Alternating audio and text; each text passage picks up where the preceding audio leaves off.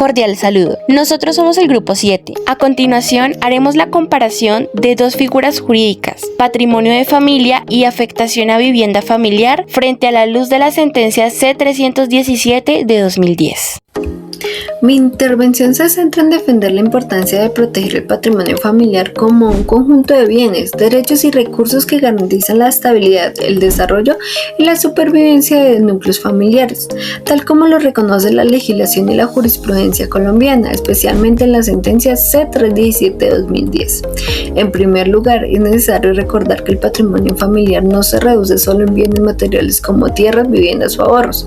Se trata de un conjunto de elementos que permiten a los miembros de la familia cubrir sus necesidades básicas, acceder a las oportunidades educativas, de salud y laborales, y mantener la calidad de vida a lo largo del tiempo. La Corte Constitucional, en la sentencia antes referida, ha establecido que el patrimonio familiar es un bien jurídicamente protegido porque se vincula directamente a los derechos de la dignidad humana y a la seguridad económica de las personas. Desde el punto de vista jurídico, la protección del patrimonio familiar se sustenta en el artículo 42 de la Constitución Política de Colombia, que establece que la familia es el núcleo fundamental de la sociedad y que el Estado y las leyes deben garantizar su bienestar. La sentencia C-317 de 2010 profundiza en señalar que cuando se afecta o se dispone de bienes que conforman el patrimonio familiar, se pone en riesgo el ejercicio de los derechos fundamentales de sus miembros. Por ejemplo, si se enajena o se grava una vivienda familiar sin las garantías legales, se puede dejar a los integrantes de la familia sin un lugar adecuado para vivir, lo cual vulnera los derechos de la vivienda digna. Además, el patrimonio cumple con una función social y económica esencial, permite la transmisión de recursos entre generaciones, lo que fomenta la equidad y evita que las familias tengan que partir de cero en cada etapa de su desarrollo.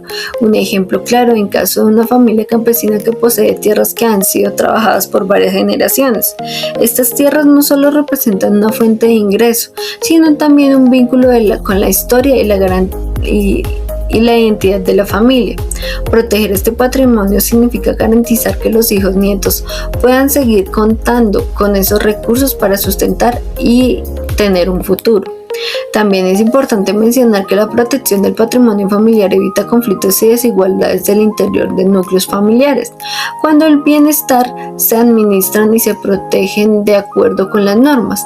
Se establecen reglas claras que previenen disputas y garantizar que los derechos de todos los miembros, esencialmente de los más vulnerados como son los niños, las personas mayores o las personas con discapacidad, sean respetados. Por lo anterior, defender el patrimonio familiar es defender a los derechos humanos, la estabilidad social y el desarrollo de las comunidades.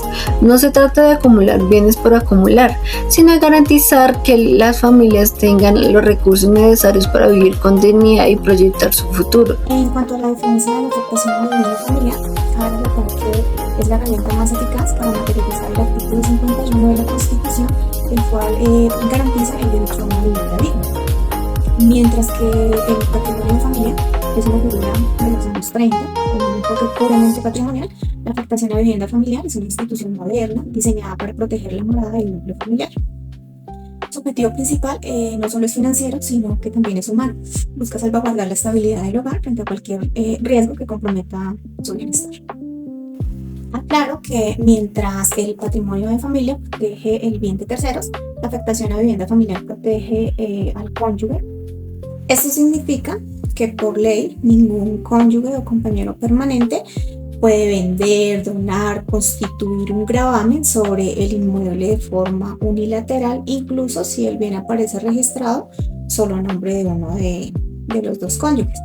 Este mecanismo garantiza una democracia interna en la familia, impidiendo que decisiones arbitrarias dejen sin techo al resto del grupo familiar de la noche a la mañana. Desde una perspectiva práctica y económica, la afectación a vivienda familiar es superior por 3 razones.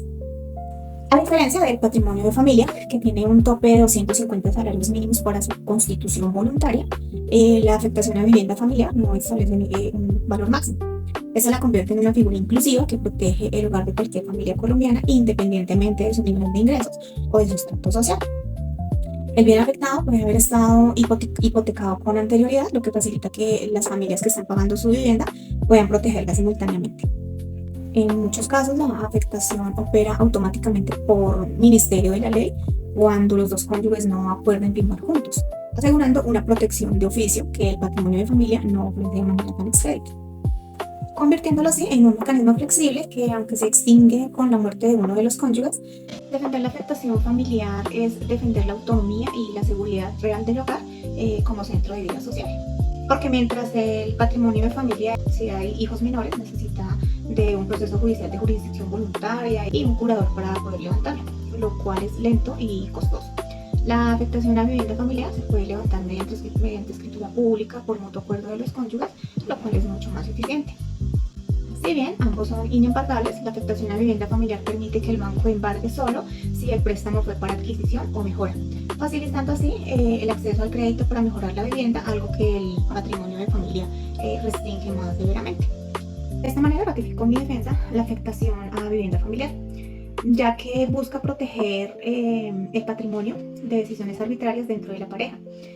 Todo acto de disposición como venta, donación o constitución de gravamen requiere la firma de ambos cónyuges o compañeros permanentes, incluso si el bien está a nombre de uno solo de ellos.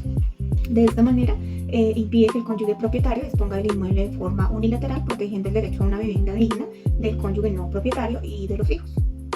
Para concluir, quiero que tengan la claridad que la afectación a vivienda familiar no es solo un trámite notarial o un simple escudo contra embargos, sino que ante todo es un ejercicio de democratización del hogar. Mientras que otras figuras ven la casa como un activo que hay que esconder de los acreedores, la afectación a vivienda familiar la reconoce como la morada sagrada donde se construye la dignidad de un núcleo familiar, especialmente de los hijos.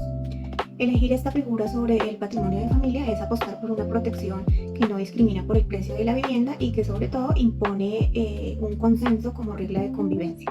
Al exigir la doble firma, la ley garantiza que el techo de la familia nunca sea una mercancía sujeta al capricho o a la arbitrariedad de un solo miembro, sino que sea un compromiso mutuo de estabilidad. Muchas gracias. Buenas tardes, doctoras Liliana Vargas, Alejandra Jiménez. He escuchado muy atentamente sus apreciaciones respecto al tema de patrimonio de familia o afectación a vivienda familiar, y con base en el referente expuesto por el doctor Andrés Mauricio Gía en clase y a la sentencia C317-2010, quiero comentarles respecto a estos temas que la familia como tal es reconocida por la Constitución Política de Colombia como el núcleo fundamental de la sociedad y le otorga una protección especial por parte del Estado. Este patrimonio de familia, como ustedes mismos lo expusieron, es inembargable, como bien lo mencionó la doctora Alejandra, y la afectación a vivienda familiar también garantiza esa estabilidad económica y habitacional, en la cual estoy totalmente de acuerdo con la doctora Liliana. Sin embargo, existen diferencias en cuanto al origen, el alcance, los beneficiarios, los efectos jurídicos y los mecanismos de protección. Es por eso que la Corte Constitucional los ve como figuras autónomas e independientes, aunque es importante resaltar, son complementarias en la protección de la familia y la vivienda digna. Como tal, ambas responden a los principios de solidaridad y protección del núcleo familiar.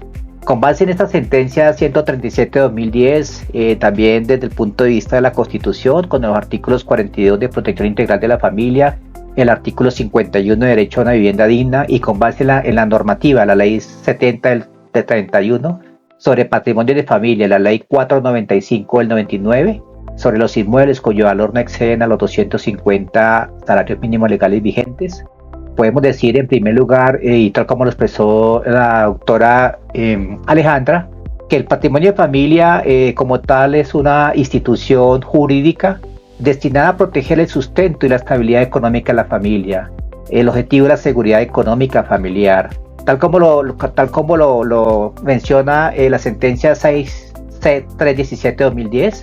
La Corte declaró exequible el límite de los 250 salarios mínimos legales vigentes para la constitución voluntaria del patrimonio de familia. Y como lo establece la sentencia C-107 de 2017, la Corte pues también reiteró que el patrimonio de familia busca pues el sostenimiento, el desarrollo, la supervivencia digna del grupo familiar. Esto es inembargable, es la protección patrimonial, la finalidad social y busca una estabilidad económica del hogar. Como lo expresó muy bien, estoy de acuerdo, pues Liliana, la afectación a la vivienda familiar pues busca proteger el hogar, ¿sí? El hogar, la familia, al cónyuge no propietario, a los hijos y a la estabilidad del núcleo familiar. El objetivo en este caso, pues Liliana, efectivamente es la estabilidad habitacional familiar, es la protección frente a terceros acreedores, mientras la protección frene a decisiones del propietario es muy alta. No existe un límite legal en cuanto al límite de valor, ¿sí? Y pues como tal es una limitación legal al derecho de dominio. Evita que uno de los cónyuges o compañeros permanentes pues disponga unilateralmente el inmueble destinado a la habitación familiar. Si comparamos los dos conceptos jurídicos, patrimonio de familia, afectación de vivienda familiar, pues en cuanto a normas principal, referentes, existen unas diferencias en cuanto al fundamento constitucional, la finalidad principal, la naturaleza jurídica, los beneficiarios, la inembargabilidad, la inalienabilidad también, y pues como tal en el patrimonio de familia pues hay una mayor protección integral de la familia y la vivienda, y en la afectación a vivienda familiar pues importante resaltar que pues se complementaría el patrimonio de familia. Para resaltar, tal como las doctoras lo han expuesto, ambas figuras desarrollan la protección constitucional de la familia. El patrimonio de la familia pues ofrece un mayor blindaje patrimonial, y pues la afectación protege la estabilidad doméstica. También pues la protección más robusta efectivamente se logra mediante la coexistencia de ambas figuras. En síntesis, para garantizar una estabilidad familiar y una vivienda digna, la combinación de patrimonio y afectación a vivienda familiar constituye el esquema de protección más completo del ordenamiento colombiano. Con esto cerramos. Muchísimas gracias, y creo que ha sido pues interesante haber podido debatir sobre estos temas. Muchas gracias.